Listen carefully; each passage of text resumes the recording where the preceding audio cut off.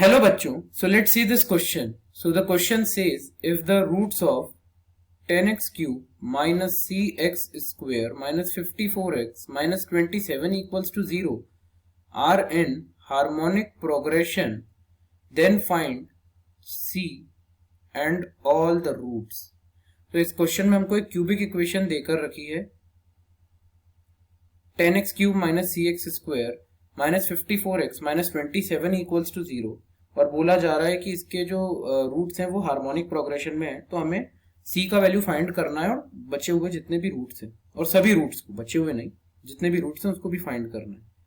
तो इस क्वेश्चन को सॉल्व करने के लिए जो हमारा की कंसेप्ट होगा, the key concept to solve this question is, पहला की कंसेप्ट यह रहेगा कि अगर आपको अरिथमेटिक प्रोग्रेशन दे रखी है, अगर आप उसकी हर टर्म को रेसिप्रोकल कर देते हैं तो वो हार्मोनिक प्रोग्रेशन में आ जाती है। यानी कि 1 अपॉन अरिथमेटिक प्रोग्रेशन, उस पूरी सीरीज की हर टर्म को आप रेसिप्रोकल कर देते हैं तो वो हार्मोनिक प्रोग्रेशन में आ जाएगी। देखिए इसको और सिंपल में एक्सप्लेन करता हूँ। अगर ए, बी और सी आपके पास तीन टर्म्स अरिथमेटिक प्रोग्रेशन में है, इसकी हर टर्म को अगर आप रेसिप्रोकल करते हैं यानी कि 1 अपॉन ए, 1 अपॉन बी और 1 अपॉन सी, तो ये हार्मोनिक प्रोग्रेशन में आ जाएगी। और ये वाइस वर्सा है, ये वाइस वर्सा है। अगर आपको हार्मोनिक प्रोग्रेशन में तीन टर्म्स दिए तो आप उसको रेसिप्रोकल कर दीजिए, वो अरिथमेटिक प्रोग्रेशन में आ जाएगी। दूसरा इंपॉर्टेंट कंसेप्ट ये रहेगा कि अगर आपको इन जनरल एक क्यूबिक इक्वेशन दी है a x cube plus b x square plus c x plus d equals to 0, तो यहाँ पर इसके तीन रूट्स हैं। मान लीजिए आपके पास यहाँ पर इसके तीन रूट्स हैं, अल्फा, बीटा और गामा। तो यहाँ पर sum of roots taken one at a time का जो वैल्यू होगा वो होता है minus coefficient of x square upon coefficient of x cube, यानी कि minus b upon a. Similarly sum of roots taken two at a time, that is alpha beta plus beta gamma plus gamma alpha, इसका value होता है coefficient of x upon coefficient of x cube. Last but not the least, product of all the roots और simply sum of roots taken one at a time, इसका value होता है minus constant term divided by coefficient of x cube. अब हम हमारे की concept को apply करते हैं और क्वेश्चन को सॉल्व करते हैं। तो अभी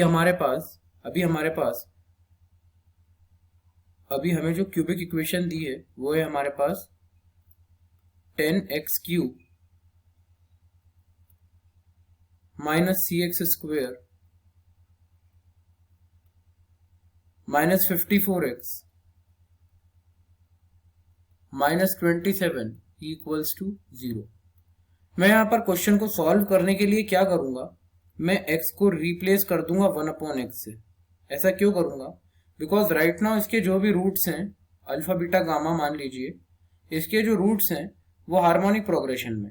अगर मैं इसको रेसिप्रोकल कर दूंगा तो इसके रूट्स जो है वो अरिथमेटिक प्रोग्रेशन में आ जाएंगे। तो जब मैं 1 अपॉन एक्स के साथ रिप्लेस करूंगा x को, तो ये हो जाएगा 10 upon x cube minus c upon x square minus 54 upon x minus 27 equals to 0। इसको सॉल्व करते हैं।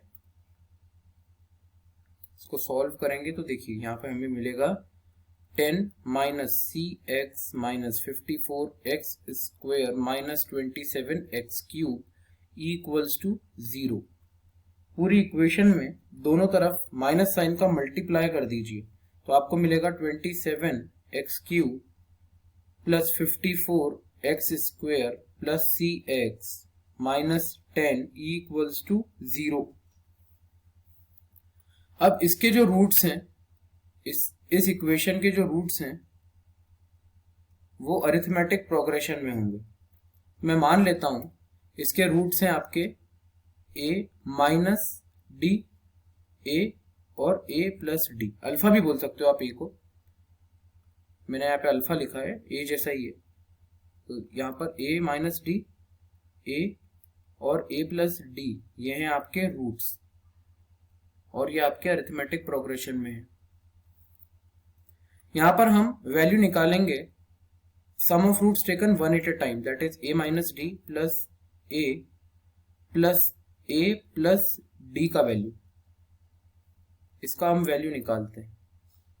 तो हमें क्या मिलेगा जब हम इसका वैल्यू निकालेंगे? तो देखिए ये बराबर होता है minus coefficient of minus coefficient of x square upon coefficient of x cube, so minus 54 upon 27, ये कैंसिल होगा तो यहाँ पर 2 आ जाएगा, तो ये माइनस 2 के बराबर होगा। यहाँ पे plus d minus d cancel, so 3a minus 2 के बराबर है, तो a का वैल्यू माइनस 2/3 है। अब अगर आपको पता हो तो a भी हमारा एक रूट है यहाँ पर क्यूबिक इक्वेशन का, और रूट हमेशा इक्वेशन को सेटिस्फाई करेगा। तो हमारी जो इक्वेशन है 27x क्यूब, ये जो हमारी इक्वेशन है 27x cube plus 54x square plus cx minus 10 equals to 0। यहाँ पर आप x की जगह वैल्यू पुट कीजिए -2/3, बिकॉज ये हमारा एक रूट है। जब वैल्यू पुट करेंगे तो आ जाएगा 27 -2/3 का क्यूब, -2/3 का whole cube plus 54 multiply by -2/3 का whole square plus c into -2/3 और -10 इक्वल्स टू 0। जब हम इसको सॉल्व करेंगे तो यहाँ पर हमें क्या मिलेगा, देखिए यहाँ पर हमें मिलेगा 27 into -8 upon 27 plus 54 multiply with 4/9 plus, अच्छा माइनस साइन आ जाएगा, प्लस और माइनस मिलके माइनस साइन होता है, तो माइनस 2/3c और -10 इक्वल्स टू 0। यहाँ पर 9 से 54 कैंसिल होगा तो 6 आ जाएगा, 27 से 27 कैंसिल, सो -8 प्लस 6 4 24 और माइनस का 10। एक काम कीजिए, -2/3c को आप राइट हैंड साइड पे ले जाइए, तो ये हो जाएगा आपका 2/3c प्लस का 24 है और माइनस का 8 और माइनस का 10 मिलकर माइनस का 18 हो जाएगा, और प्लस का 24 है यानी कि प्लस का 6 बचेगा, तो 6 इक्वल्स टू 2/3c। 2 से कैंसिल होगा तो 3 आ जाएगा, 3 मल्टीप्लाई होगा इधर जाकर, तो c का वैल्यू 3 इंटू 3 दैट इज 9, तो c का वैल्यू आपके पास 9 आ जाएगा। अब आपके पास c का वैल्यू आ चुका है, c का वैल्यू आपके पास 9 आ चुका है।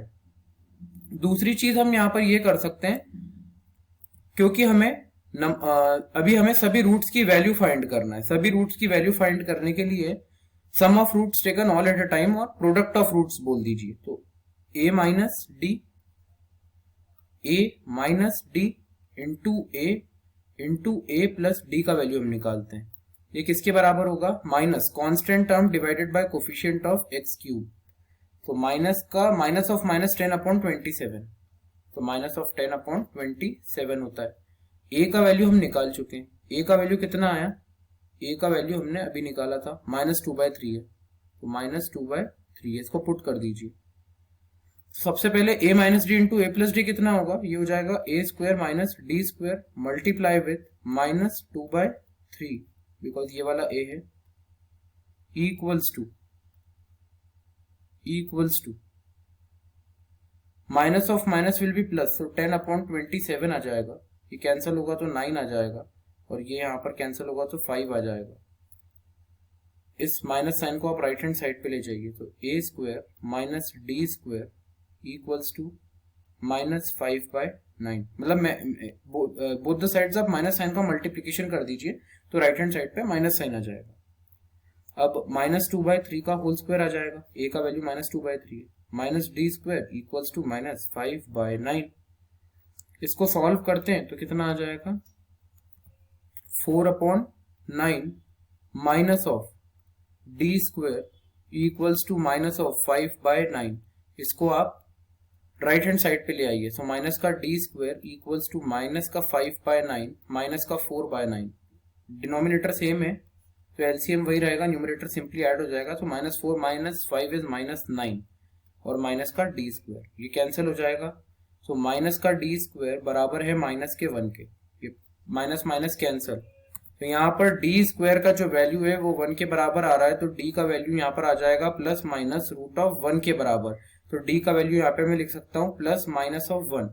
अगर आपको पता हो यहाँ पर आपके रूट्स थे a माइनस डी, a और a प्लस डी।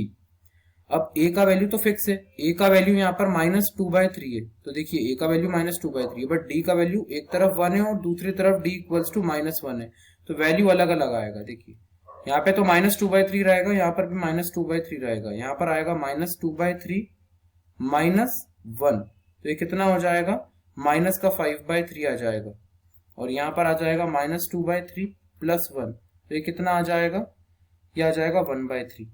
यहाँ पर माइनस का 2/3 है, माइनस ऑफ -1 विल बी +1, इसको सॉल्व करेंगे तो 1/3 आ जाएगा। और यहाँ पर माइनस का 2/3 है और माइनस का 1, तो ये मिलकर माइनस का 5/3 हो जाएगा। तो कुल मिलाकर आपकी जो रूट्स हैं वो -5/3, -2/3 और 1/3 ही आ रहे हैं। तो हमारा आंसर जो है, देखिए हमारा जो आंसर है, सबसे पहले हमको सी का वैल्यू निकालना था, सी का वैल्यू हमने निकाल दिया है। सी का वैल्यू कितना आया था, 9। सी का वैल्यू हमने देख लिया है, 9 आया था। और रूट्स हमारे क्या आए हैं, तो हमारे रूट्स जो हैं वो डी के वैल्यू पे डिपेंड करते हैं। जब डी का वैल्यू 1 हो तो रूट्स आएंगे आपके माइनस का 5/3, माइनस का 2/3 और फिर 1/3। और जब डी का वैल्यू -1 होगा तो आपके रूट्स क्या आएंगे, आपके रूट्स आएंगे 1/3, माइनस का 2/3 और माइनस का 5/3। तो ये आपके रूट्स आएंगे जब डी का वैल्यू क्या होगा, -1। तो यहाँ पर ये जब डी का वैल्यू होगा तो आपके ये रूट्स आएंगे।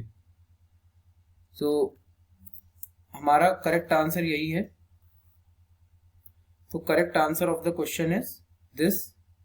तो मैं उम्मीद करता हूं आपको सॉल्यूशन समझ आया होगा and it answers your question, it answers your query. I hope you understood the solution well. Wish you best of luck.